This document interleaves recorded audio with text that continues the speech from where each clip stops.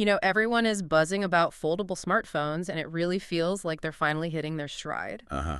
But what's really going on under the hood, especially with, well, Apple finally getting into the game? It's definitely more than just hype now. We're, I think, genuinely seeing a shift, moving from those early, sometimes kind of clunky experimental designs Yeah, they were rough. to technology that's maturing really quickly Yeah, and puts us at a fascinating point for what mobile devices are going to look like. it absolutely does. And today, our mission is to sort of cut through all that noise. We're going to take a deep dive into one very specific but incredibly important question: Okay. display sizes. Specifically for Apple's rumored iPhone Fold and Samsung's newly released Galaxy Z Fold 7. Right. Crucial comparison. Exactly. It's not just about the numbers, is it? It's about trying to unpack the different design ideas, the market strategies, and ultimately what those choices mean for your experience using these things day to day. That's the perfect way to frame it. Yeah, Because this foldable market, I mean, it's moving so fast. it really is. And Apple's entry, the one everyone's been waiting for, this iPhone Fold, Mm-hmm. it isn't just another product launch. It feels like a pivotal moment. Yeah, validation maybe? Exactly. It's expected to lend real validation, bring mainstream appeal to the whole foldable idea. Mm-hmm. And what's really interesting is that Apple seems to be coming in with a pretty distinct approach compared to the others. I agree. But let's zero in on that. Why is display size so critical in this particular category? It seems to touch everything. Oh, absolutely. User experience, how easy it is to Mm. carry, how you watch videos or read. It really defines the device's whole purpose, doesn't it? The ability to be both a phone you can pocket and a larger screen for getting stuff done. It's the fundamental promise and the challenge of the foldable. Precisely.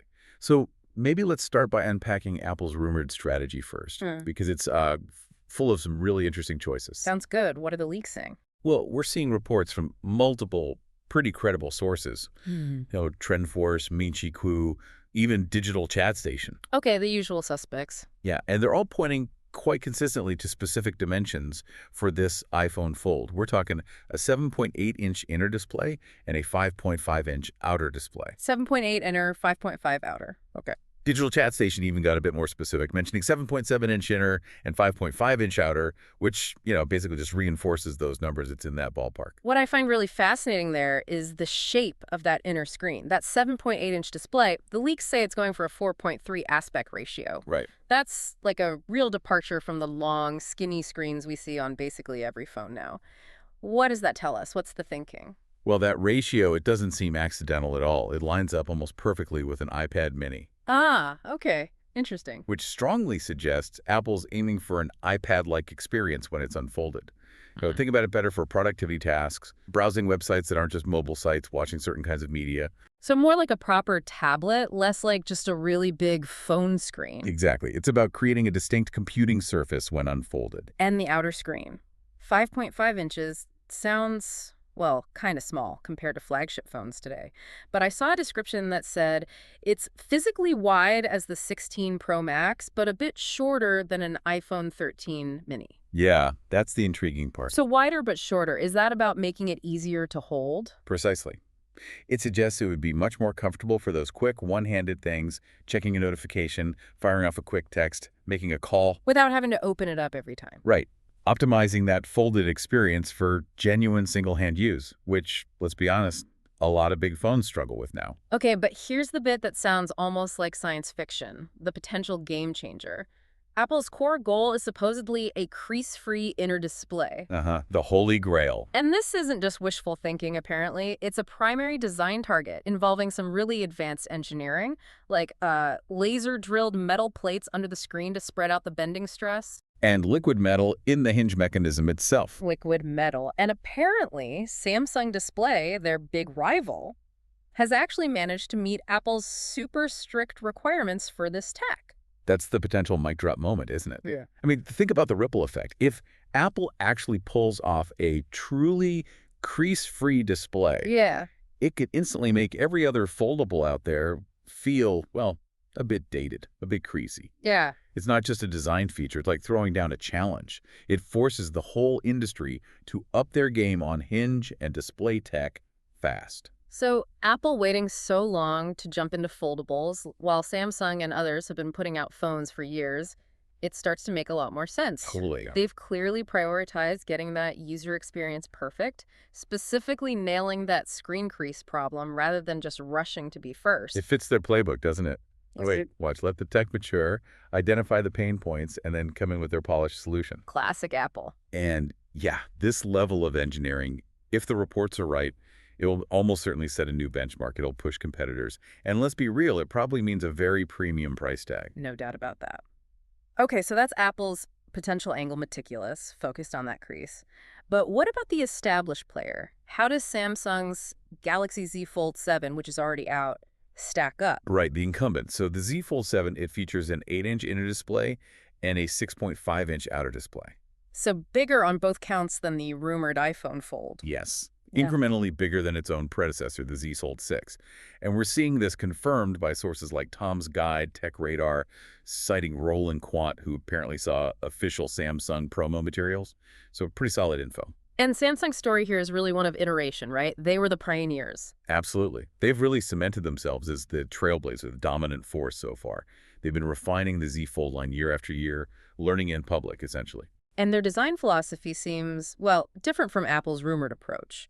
More about maximizing the screen size within that book-style foldable format they established. Yeah, I think that's fair. Maximize screen real estate, keep making it thinner, lighter. When you fold it, the aspect ratio is closer to a regular phone, just maybe a bit narrower. Then you open it up into a taller, sort of narrower tablet shape. It's a format Android foldable users are very familiar with now. So their strategy is more about keeping the momentum going, regular updates, responding to user feedback. Exactly. Maintain that market lead, offer compelling upgrades each year, attract new buyers. Samsung, crucially, didn't wait for a perfect crease-free solution like Apple seems to be doing. They just got it out there. They pushed the tech that was available, accepted some trade-offs like the visible crease, and got devices into people's hands, learn and improve. And that strategy, it's worked for them. They've built up a significant market share, a loyal following. That existing presence could be a real hurdle for Apple, even with a crease-free phone. It's definitely a factor. Brand loyalty, the ecosystem they've built, it counts for a lot. So let's just state it plainly then, confirming what you asked about. The iPhone Fold screens, based on these leaks, are indeed smaller than the Galaxy Z Fold 7s. Okay. Z Fold 7, 8.0-inch inner. iPhone Fold, rumored 7.8-inch inner. Now, 0.2 inches doesn't sound like a huge amount on paper. It doesn't, but remember the aspect ratios we talked about. That's the key difference in how they'll feel. The Z Fold 7 is taller, narrower inside. The iPhone Fold 4.3 is wider, more like that iPad mini. So the shape will make them feel quite different, even if the diagonal measurement is close. Exactly. It affects how apps look, how you hold it, what content fits best, and the difference is much bigger on the outside. Right, the outer display. Z Fold 7 is 6.5 inches. Yep, 6.5 inches. Compared to the iPhone Fold's expected 5.5 inches, that's a whole inch difference. That's pretty significant. That really impacts how usable it is when it's closed. Totally. Samsung's approach gives you something much closer to a regular large smartphone experience without opening it. Quick tasks, typing. It's more conventional on the Z Fold 7's cover screen. And then there's the crease again. iPhone Fold aiming for crease-free, a potential game changer, like you said. Z Fold 7, likely improved, but still, probably has a visible crease. Right. So for you, the potential buyer, it boils down to a fundamental choice, maybe. Do you want that bigger, more standard phone experience when it's folded? Or are you willing to maybe open the phone more often to get that potentially perfect crease-free tablet screen inside? That seems like a core part of the decision, yeah. Yeah. And beyond the screen, there are other differences emerging from the leaks and specs that hint at these different philosophies, like thickness. Oh, yeah. How do they compare? The iPhone Fold is rumored to be between 9 and 9.5 millimeters when folded, and maybe 4.5 to 4.8 millimeters unfolded. Okay. And the Z Fold 7? The Z Fold 7 is actually thinner, 8.9 millimeter folded, 4.2 millimeters unfolded. And it's lighter, too, apparently, at 216 grams. Huh. That's interesting. Apple's usually obsessed with thinness. It is, which suggests that achieving that crease-free display and maybe building a super robust hinge, there are rumors of a titanium chassis, that liquid metal, Right, the advanced stuff. that might just require a slightly thicker design. It could be a deliberate trade-off, Right. slightly thicker profile, in exchange for what they see as a superior, more durable, crease-free screen experience. Makes sense. What about battery? Always a big one for foldables. Yeah, so the iPhone Fold reports suggest a heavy focus on power efficiency. slimming down other components to pack in more high-density battery cells. Classic Apple software-hardware integration play. Seems like it. Aiming for great real-world battery life through optimization, not just stuffing in the biggest possible mAh number, though we don't have a specific mAh leak for the iPhone Fold yet. And the Z Fold 7. That reportedly has a 4,400 milliamp battery, a solid size, pretty standard for its class. Okay, cameras. Always a battleground. Big differences here, too, reflecting different priorities. The iPhone Fold is expected to have a dual-lens rear setup. Both sensors, supposedly 48 megapixels, one wide, one ultra-wide. So no telephoto lens rumored for the iPhone Fold. Not in the main leaks, no. And maybe an under-display camera for the inner screen, though those are always tricky. Apple's approach generally seems to be about, quality over quantity, computational photography magic. Right, and Samsung? Samsung goes for the spec sheet, traditionally. The Z Fold 7 has a huge 200 megapixel main sensor, Wow. plus a 12 megapixel ultra-wide and a 10 megapixel telephoto with 3x optical zoom. And then the front cameras are 10 MP on the cover, and interestingly, they seem to have swapped the under-display camera on the inner screen from a 4 MP one on the Fold 6 to a more visible 10 MP cutout on the Fold 7. Oh, interesting. Maybe for better selfie quality inside. Could be. So yeah, Samsung clearly prioritizes those high megapixel numbers, the zoom versatility. It appeals to different users, right? Raw specs versus maybe more consistent quality in that streamlined Apple experience. Definitely different philosophies. One last hardware thing. How do you unlock these things? Good question. The iPhone Fold is rumored to skip Face ID entirely. Really? Why? The thinking is probably internal space constraints. Fitting all the Face ID sensors into a complex foldable hinge mechanism is tough. So the rumor is Touch ID built into the power button, like on some iPads. Okay, that makes sense. And the Z Fold 7? Expected to stick with Face ID, Yeah. likely alongside a fingerprint sensor too. So that's actually a pretty noticeable difference in just how you interact with the phone every time you pick it up. It really is. Okay, so pulling back to the big picture market implications, the Z Fold 7 launched July 2025. Correct. The iPhone Fold isn't expected until the second half of 2026, with production maybe starting late 2025. Right. That's a pretty significant time gap. What does that mean? Samsung gets another whole year, at least. Exactly. Another year to solidify its lead, refine things further, maybe even launch a Z Fold 8. In fact, Ming-Chi Kuo also mentioned that the Z Fold 8 might also feature a crease-free inner display, potentially beating Apple to the punch or matching them closely. Wow. Okay, so the race is on for that crease-free tech. It seems so. But that time gap gives Samsung a big advantage in market maturity, supply chain, user feedback. Apple, coming in later, gets to learn from Samsung's journey, both the wins and the struggles. So Apple's strategy coming in later, potentially smaller screens, but aiming for that crease-free perfection, that specific 4.3 ratio. It's about carving out a very specific niche. I think so.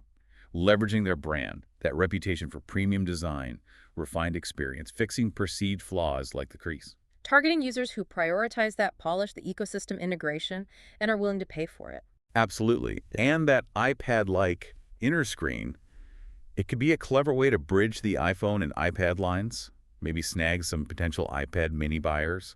Plus, there are rumors about iOS 27 being heavily optimized for foldables, playing to Apple's strength in hardware-software integration. Meanwhile, Samsung just keeps iterating, strengthening its position. Right. Fortifying their leadership through continuous presence and refinement. So it sounds like 2026 is shaping up to be a really intense year for foldables. More competition, which is ultimately good for us, for consumers. Definitely more choice, pushing innovation forward. So let's sum it up then. The core finding, Yeah. yes, the iPhone Fold screens look like they'll be smaller than the Galaxy Z Fold 7s. Correct. But it's not necessarily a drawback. It seems like a very deliberate strategic choice by Apple, driven by that laser focus on a crease-free screen, creating that unique iPad mini-like experience inside. Exactly. It highlights two really distinct value propositions emerging. You've got Apple's potential path, meticulously engineered, premium, deeply tied into their ecosystem, Right. offering this kind of mini tablet experience. Versus Samsung's approach.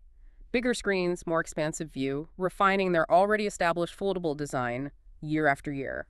It's this push and pull between these different ideas about what a foldable should be that's going to be fascinating to watch. It'll drive innovation for sure. So the final thought for you listening, what does all this mean for your next phone?